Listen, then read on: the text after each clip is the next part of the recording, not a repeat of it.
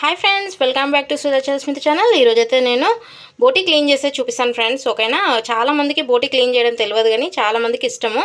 అయితే చాలా ఈజీగానే మనం చేసుకోవచ్చు. అయితే కష్టమే ఫ్రెండ్స్ ఇది క్లీన్ చేయడం, కట్ చేయడం అయితే.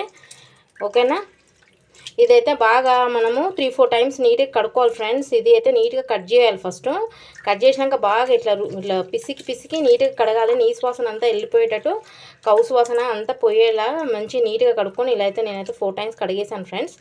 ఇలా చూడండి మీరు, ఇలా ఇలా ఇలా మనకు తెలిసిపోతుంది ఎంత నీట్గా అయిందా లేదా అనేది.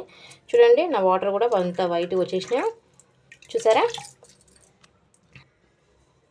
ఇలా అయితే నేను హాట్ వాటర్ తీసుకున్నాను ఫ్రెండ్స్. ఓకేనా, 3-4 టైమ్స్ కడిగాక మనకు వాటర్ అనేది అయితే క్లీన్గా ఇలా కనిపించాక మనమైతే వచ్చేసి హాట్ వాటర్తో కూడా నీట్గా క్లీన్ చేసుకోవాలి. ఓకేనా,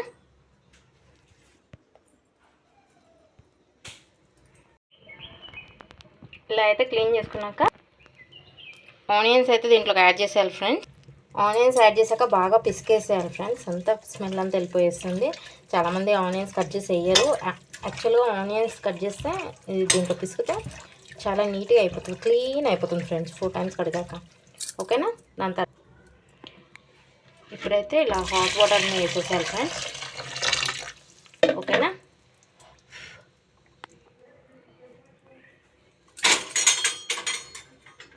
ఇప్పుడు ఒక 10 మినిట్స్ అయితే దీనికి వదిలేయాలి ఫ్రెండ్స్. దాని తర్వాత నీసు వాసన అయితే అంత కౌసు వాసన అంతా క్లీన్ అయిపోయి మంచి తేటగా అయిపోతాయి. ఓకేనా ఫ్రెండ్స్, ఈ వీడియో కనుక నచ్చినట్టయితే please like, share, subscribe for more videos. Thank you, keep watching.